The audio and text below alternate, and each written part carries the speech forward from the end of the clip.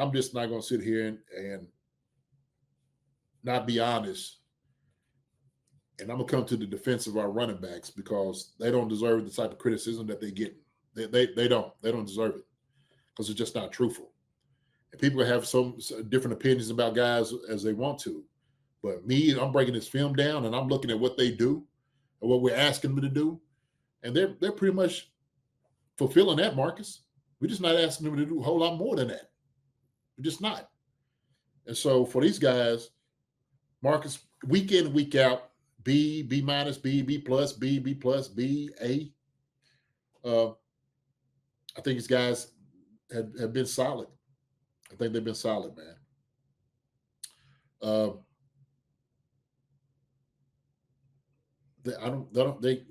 They haven't had anything below a B minus.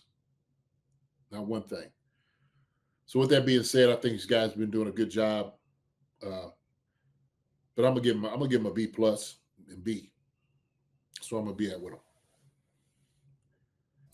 And it's the thing too. It's like we're grading with the running backs from a small sample size, right? Because we don't actually see them get a lot of touches. So with the touches they are getting, they are doing great, right? We're getting B plus. So it's like maybe it'd be different if they got 20 plus carries, but we're not seeing that, right? So we're only judging by what they're getting, and by what they're getting, they look pretty dang good from that. Oh, they suck. Well, shoot, they averaging 4 point something. This is what both of them are averaging. Pacheco has like 74 carries, and I think, Kareem's like 30 something. I forgot what it is, but whatever it is, when I'm looking at all the other running backs and everybody's at 140, you know what I mean? Like double than what they doing. Yeah, 4.2 yards a carry for Pacheco, 4 yards a carry for Kareem. But if you have the Chiefs fans who want us to trade the entire draft capital for Breece Hall, you would think both those guys are averaging like 2 yards a carry. Yeah, 3.3 or something. Man, come on. It's not being fair to these guys. Because, like I said, it's not all on them either. No, it's play calling, offensive line. I mean, there's so many factors that are going into it. Yeah. I think I've seen Mitchell Schwartz's Instagram, and he had a play that it was outside zone. And, of course, we, from the gun, headed to Kareem Hunt. Kareem tried to get to the outside. Now, Jawan Taylor gets blown up in the backfield. I heard Mitch, and then, look, offensive lineman, he's going to kind of take up for his guys. I get it. He said, man, he got, it was a little penetration. I was like, a little? It's just a little penetration. It's like in the backfield. And I'm sitting there thinking to my head, now, Mitch, if you grading yourself on a play like this, what would you give yourself? There'd be no way Mitch he would not be happy with that. Ain't no way. I know it for a fact. See, one thing, Marcus, that look, for us that's played the game, we didn't have these grades. We didn't got chewed out. We know what's acceptable and what's not acceptable. And it ain't enough just to, well, you did your job. No, ain't enough. That's not enough. It's not enough. We need to do your job in a superb way. That's what it needs to be. We need for you to be good and great on these plays. Not just average, you need to win your battle. That's what has to happen, man. So that's why I had to make it. I don't even know what came off of it. I was like, man, a little penetration. Yeah, there was a similar thing. It was a play that I saw, but like he said something about like, the Chiefs need a full new running back room next year, and he had a clip of something during the Bills game, and like it wasn't Kareem Hunt's fault. I mean, like and again, O-line's gonna protect O-line, but like, what are we talking about here? Like, sure, is that true? Sure, do we need to bring in guys? Sure. But, like, at the same time, you're calling out a play here where, like, that wasn't Kareem Hunt's fault. I mean, Kareem Hunt was averaging 4.5 yards per carry that game. So what do you mean they need to bring in a whole running back room? Because, he wasn't averaging 10 yards carry? I don't understand what the criticism is. I don't know, man.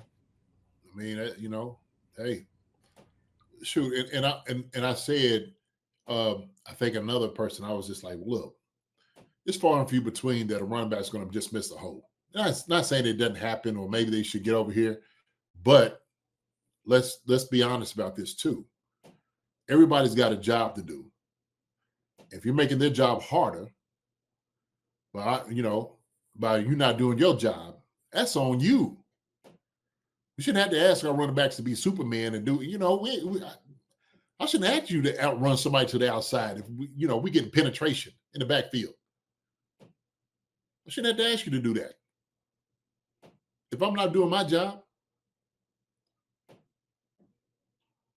Yeah, I found the tweet here. It wasn't Mitch Schwartz. I think it was Jeff Schwartz, his brother.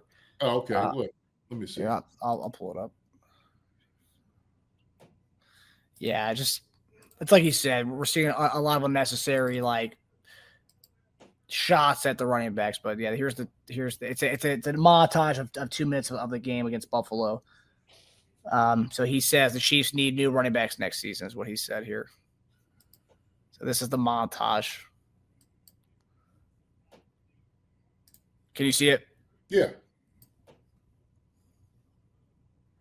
This is the play. Pretty sure it is. Outside zone. Yep, because we had a pistol. There it is. Look at that. So go back. Go back to this. This is the case.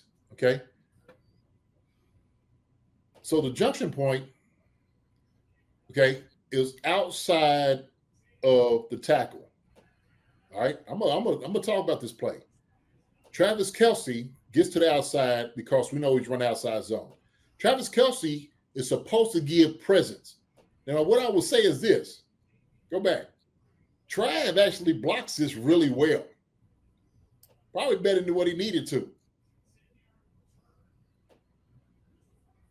And Juwan's trying to cross over, but he's taking his crossover like he's not going to have enough help from Travis. Travis gives him a shoulder, hits the guy back inside. Now, what they're talking about is they want Kareem Hunt, right? You see this? To outrun Juwan Taylor outside. Could he do it? Yeah, maybe. He's got to bounce this. But I'm looking at shadows out here, Marcus. You see shadows? There's somebody out there.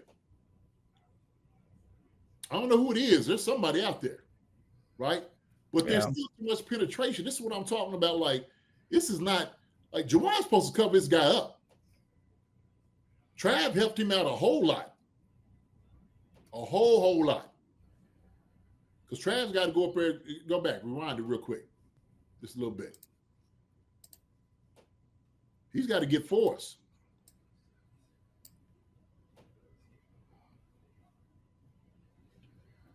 Now, if you go to the junction point, now this is what Kareem can do. He can cut back. There's actually a cutback lane there for him. But because Juwan gets so beat right here, there's nothing for him to cut back to. The dude's on him too much right now. Everybody else is winning. They block. It's actually this right here. Like, if you're offensive lineman like Schwartz and them, to see like a screenshot of this and say this is Kareem Hunt's fault. I mean, like, what are we doing here? I mean, like, look at every other offensive lineman besides Juwan Taylor. I'm not trying to dog Juwan Taylor, but like in this play, this isn't a Kareem Hunt thing. I think what they're saying is Kareem Hunt should be fast enough to get to the outside of Juwan Taylor, as opposed to cutting back. Yeah. Okay? So rewind it a little bit. So when he's looking at this, and the way he's coming downhill a little bit to the outside. So imagine his mark. Okay, look at that. The hash is right there between where Juwan Taylor is. That's almost his junction point. He's thinking to try to get to the outside. I know it's where the path he's taking, that's what he's thinking right now. He's not thinking to bounce it, like put his foot on the ground and bounce right now on this. Okay. Could he do this? Yeah, possible. But to say that you need the whole running back room because the guy's not doing this? Nah. Come on, man. You can see the path that Hunt is taking. So go ahead and run it a little bit more slower.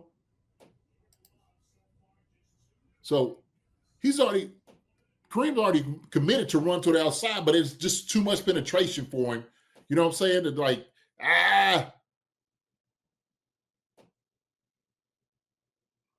Yeah, like Sasha says in the chat, I mean, it seems like Kareem does avoid a TFL there. Yeah. So when you look at this, right?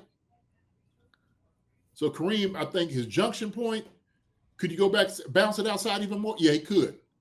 But right here,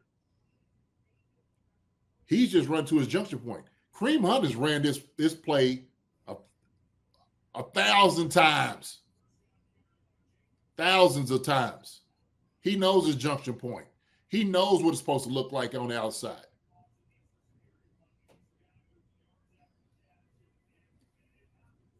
And Travis sitting there saying, like, daggone, I know I made a good block. He did. That's a hell of a block by Travis. And Travis expected him to be outside too, but I guess you don't realize I blocked too good for Juwan. Juwan's supposed to cover this guy up. Travis helping him out. You seem like, hey, man, what's... Yeah, but the seeing the tweet as what do they say? What do they call it here? They say the Chiefs need new running backs next season. I mean, it's just unreal to say that after looking at that. But I do get what you're saying. They expect him to balance it, but Mitchell Schwartz said, play one for KC, the first career to play, which means it's one of the best calls of the week and a play you're confident in.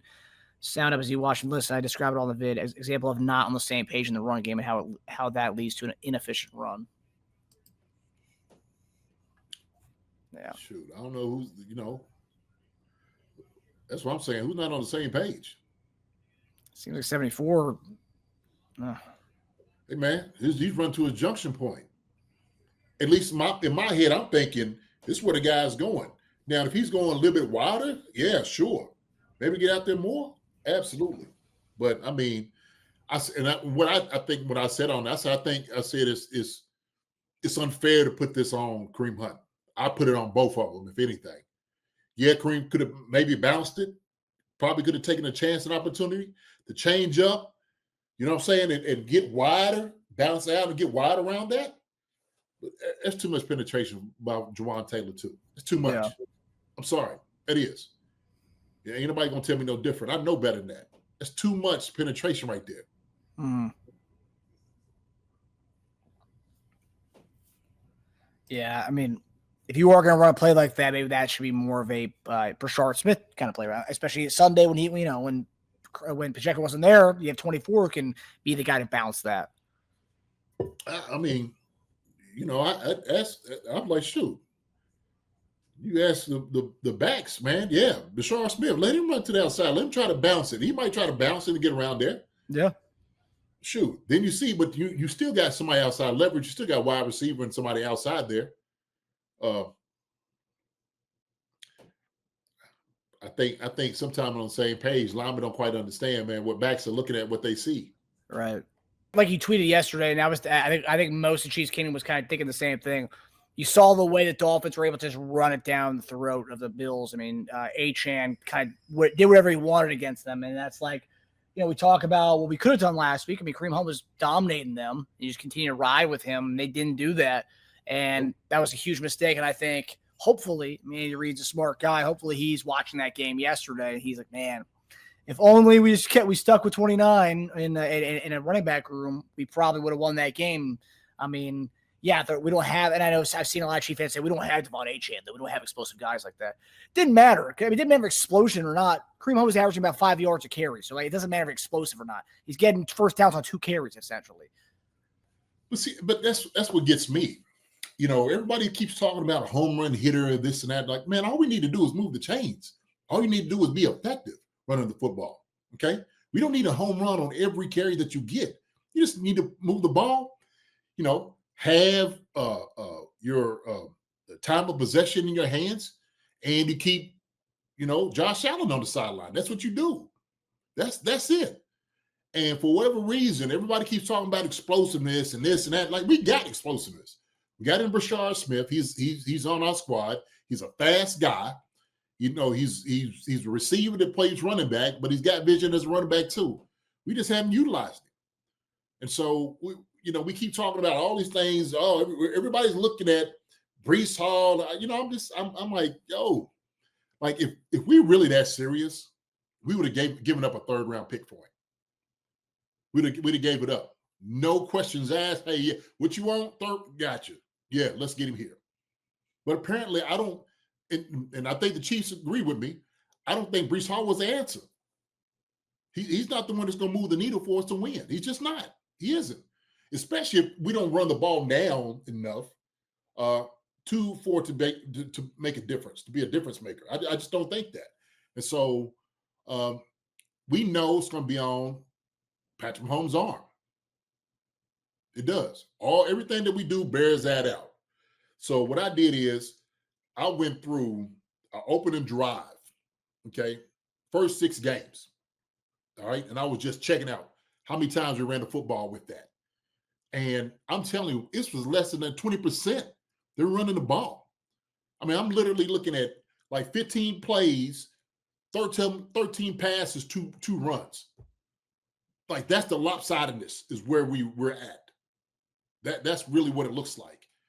And so I'm like, look, something has to change. We have to have a little bit more balance. Now, if you're having 15 plays, why not 5 of those plays be runs? That way you don't have to be 2nd and 10, 2nd and 8. And even if you do, shoot, run it twice. That'll throw them off. They never thought we were going to run the ball twice in the row back to back. That's outside our tendencies. Shoot, half the time we don't even run it on 1st down.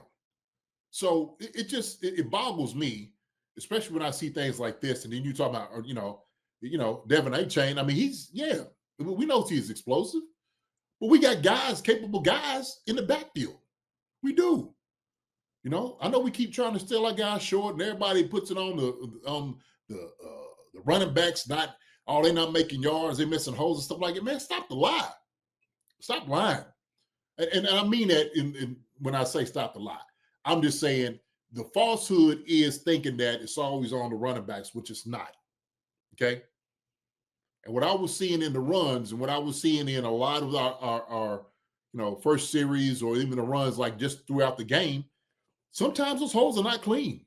Sometimes guys are getting off the blocks from our offensive linemen making plays, and it muddies the look for our running backs. And I don't care if you're Brees Hall or your daggone Saquon Barkley. Some of those suckers are gonna be right in your face. You got to do something different. And we were seeing a whole lot of that, man. And look, you know me, Marcus. I'm trying to be as balanced and as nice as I possibly can. Okay. I'm trying to be fair with the things that I'm doing when I'm grading this thing up. And I'm just looking at it for what it is, because I got to do that. Right. I don't mind. I tell this, I ain't gonna lie to you. Sometimes I might cake for the tight ends every once in a while because I'm a tight end. A little bias, you know what I'm saying? Hey, okay, I'm gonna give my guys maybe a little extra, little grade on some of the things that they do, right? Because I want them to be involved more than what they do. But sometimes, man, I just got to tell the truth of what it is. Okay. Sometimes telling the truth is good for us because it makes us better. So I think we got to deal with that part of it openly and honestly on saying where we are in the running game. That's not off our running backs, and everybody's talking about they subpar, they're the worst running back in the league. And I'm just like, man, this y'all not watching the same film I'm watching. You can't be. And I get it. In the course of a game, if a guy doesn't look like he's getting over, 2 or 3 yards or he's getting stuffed in the line of scrimmage, probably most of the time it's not on him. I'm not saying every time that the offensive line hadn't blocked dudes, but sometimes, most of the time, it's where the blocks are it's not opened up. It's a muddy look for our running backs. They got to get what they got to get. So as far as them missing holes and stuff like that, that's far and few between. It is. There's times you're like, hey, man, make his jump cut, man, make this cut into this hole and stuff like that.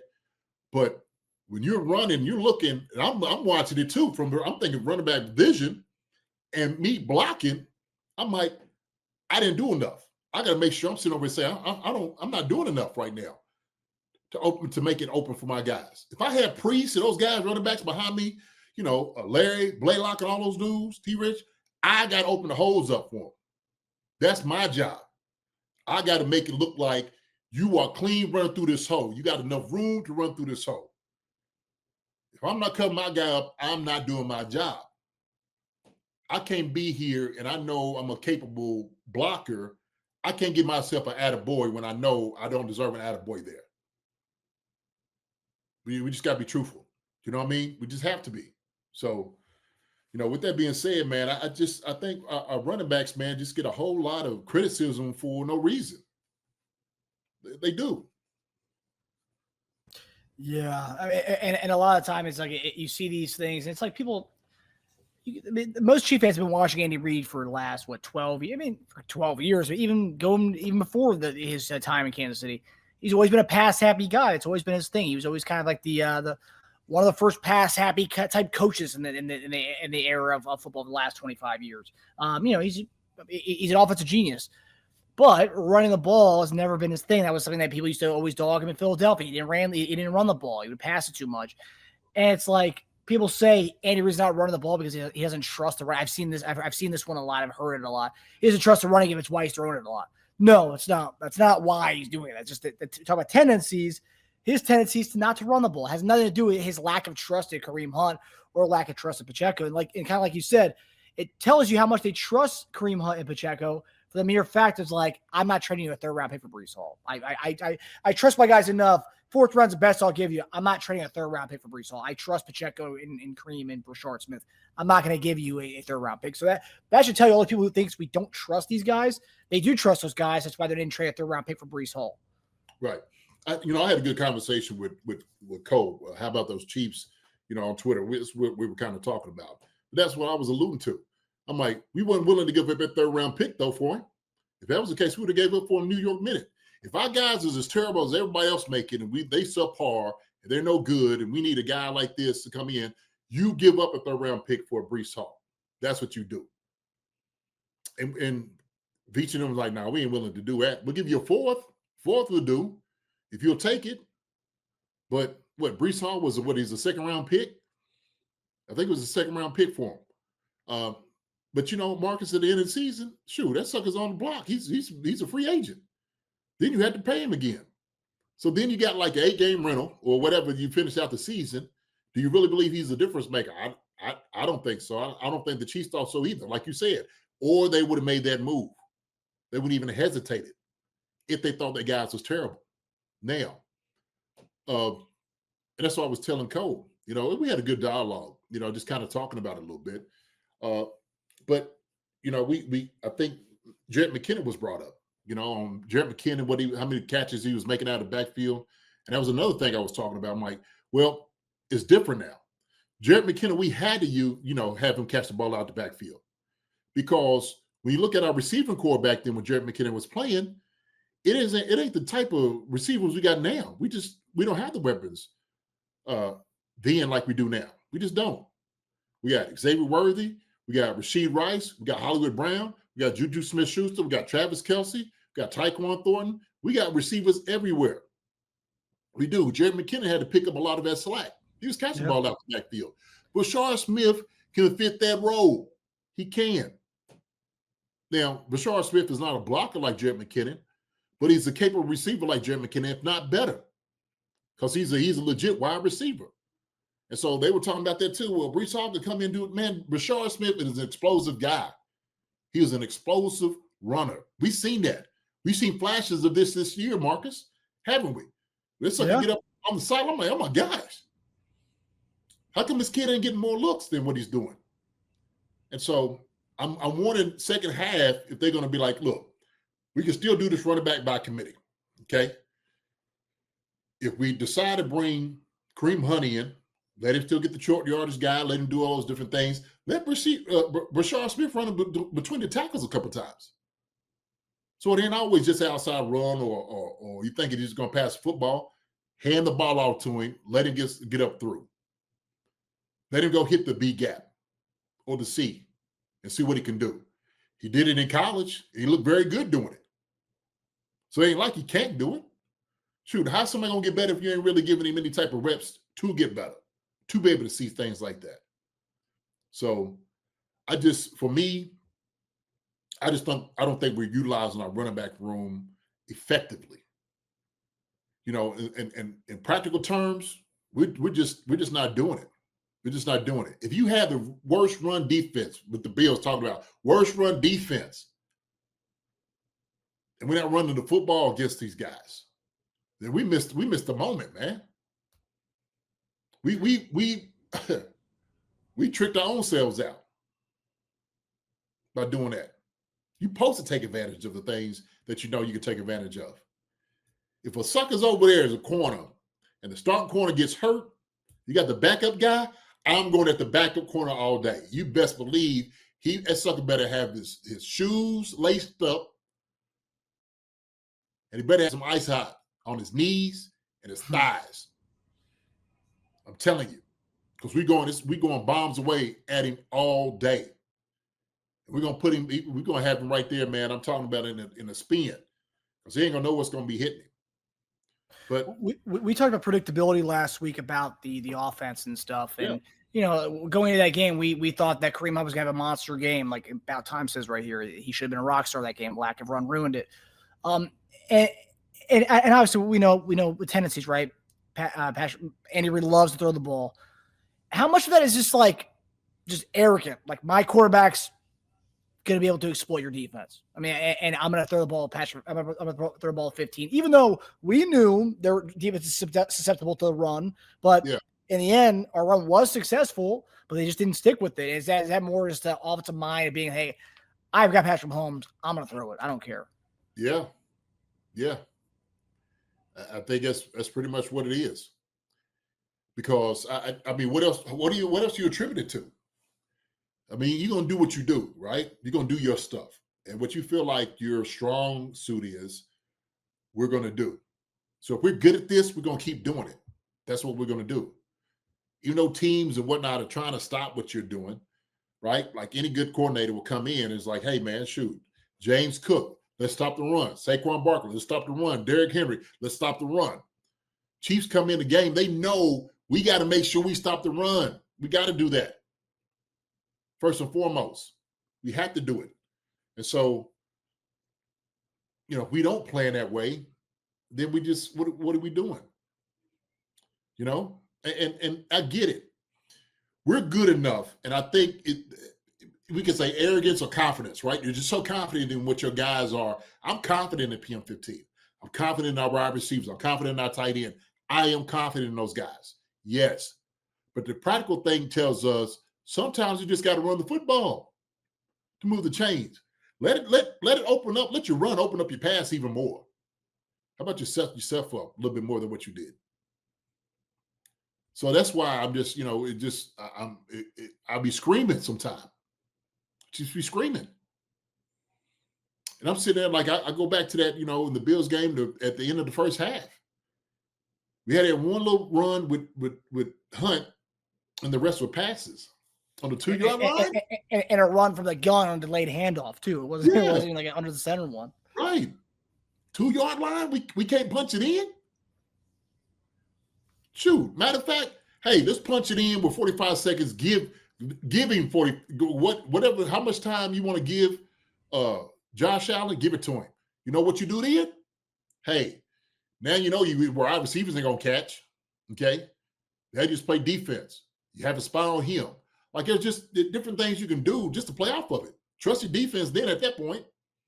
Like, I get you don't want to give him no time, but daggone, man, we got to score. So. I've seen some comments on our YouTube channel on our video where we talked about predictability last week. Mm-hmm. Some people have said, like, it's not just on Andy, it's on Pat too. Pat can audible if he wants to at the line. He can audible to a run play if he wants to. It's not just on Andy. What do you make of that? I mean, you've been in these huddles and stuff. I mean, you know how that stuff works. We don't quite know what the autonomy that Pat has in certain plays. Okay, I'm sure he has things he can audible to, but also too, I'm sure if there's a set design play, Pat can only make certain changes on certain plays, I think. Other than that, he's probably going to stick with the play. Now, you could, absolutely audible added something there. You might go from, let's go from either going from the right side, let's go to the left side. Okay. Or we give like a quick RPO or like make it be a looky pass out there to the wide receiver. Like you could change plays the line of scrimmage, but it's mostly you going to be trusting. And I'm sure Pat trusts what Andy, those guys run. You don't want him up there all the time, just audibling to things, and hey man, shoot, if that's you be the coach. Yeah. We're gonna call what we're gonna call, and Pat's gonna more than likely he's gonna call that. If not, and he gets out of it, he audibles or something, but it still has to be within the confines of what we do. Okay, who we have, personnel out on the field, what are we gonna do, what play is it gonna be? So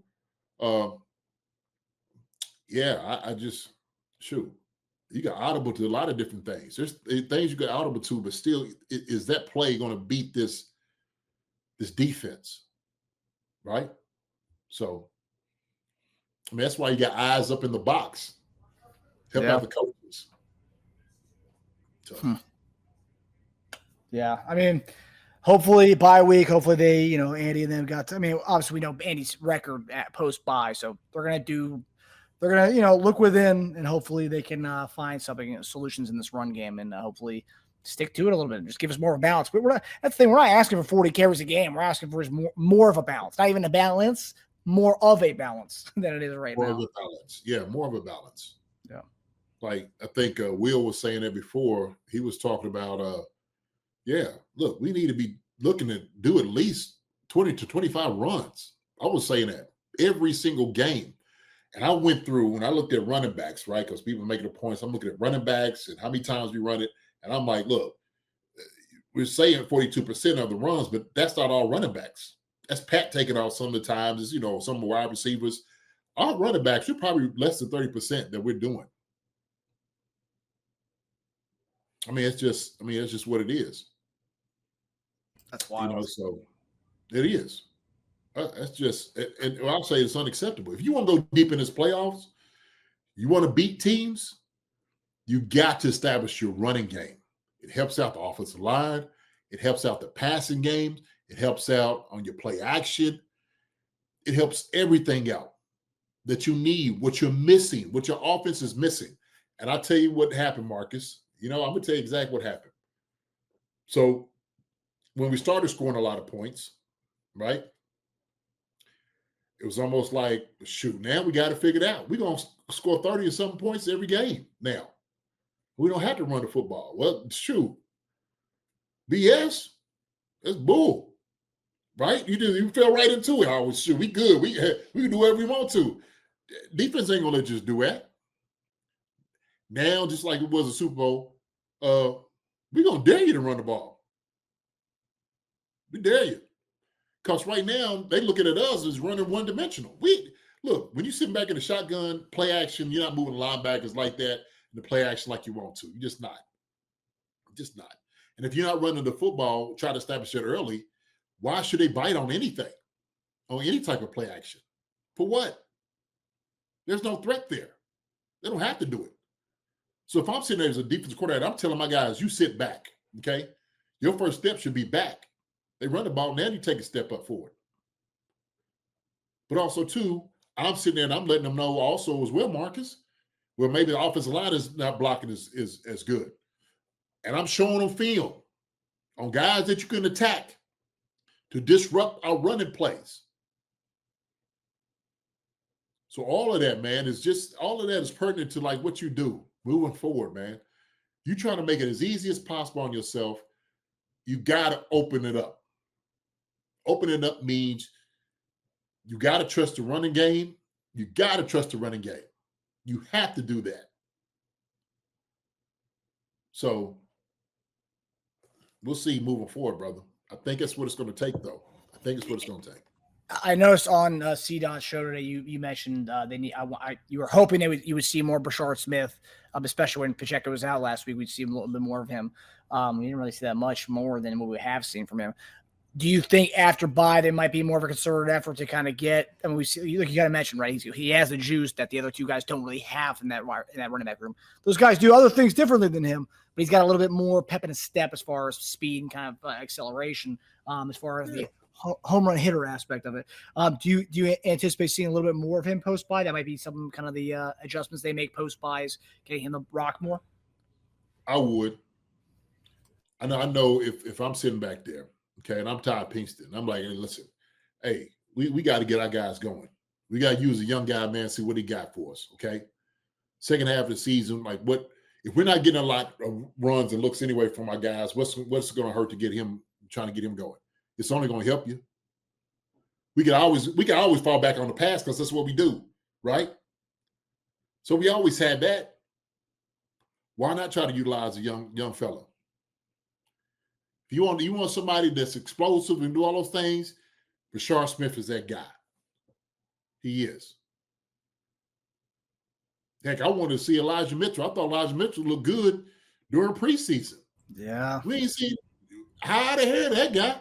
He got his girlfriend his girlfriend is starting to tweet and say he was fine. Yeah. I don't know why he was a scratch at the end. You got her politicking for him. Yeah. You know what I mean? Like, dude, and I know he's probably like, look, man, it's whatever. And I heard Andy Reid, I guess he was sitting there saying, like, look, CEH came in because he understands our pass protection. He's done it before. He's been there before. That's the reason why we activated him instead of Elijah Mitchell. And that's also another part of this whole Breece Hall thing that people aren't really talking about, right? And we've seen guys come here mid-season who've never been here before. Then we don't get to see them for 4 or 5 weeks after the time they get here before they actually get involved with the offense.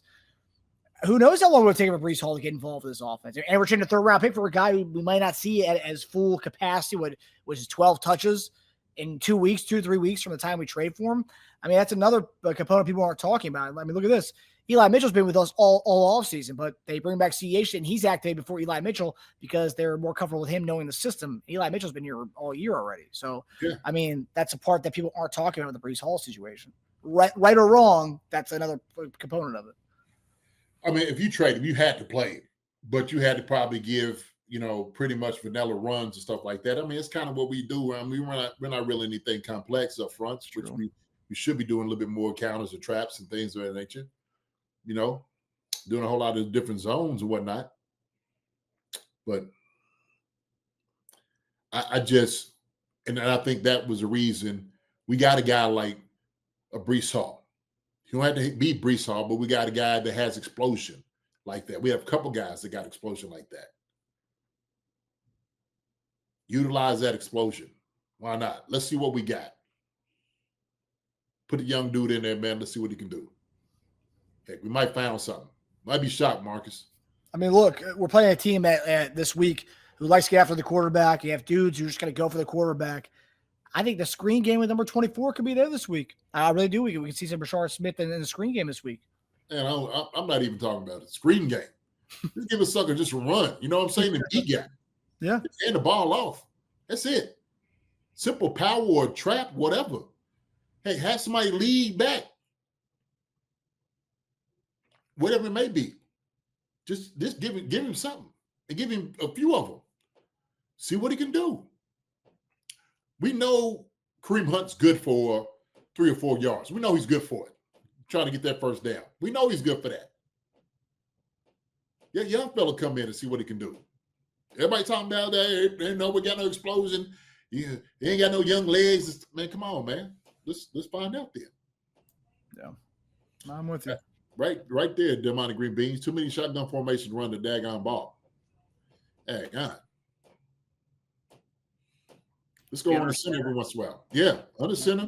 And even if you run it, from shotgun, have somebody be the lead block. Do it with the diamond formation in the backfield. Whatever it is. Big formation. Let that tight end come up in motion. Line up in the backfield and go lead block. That'll be Bob can do that. Tiny can do that. Let him go do it. Noah, let them guys go do it, man. Hi, everybody. Thanks for watching. Subscribe here to get the latest from the show. Also, be sure to check out the best clips from Chief Concerns. And if you prefer to listen to the show, subscribe and follow us on Apple Podcasts, Spotify, and anywhere else you get your podcasts.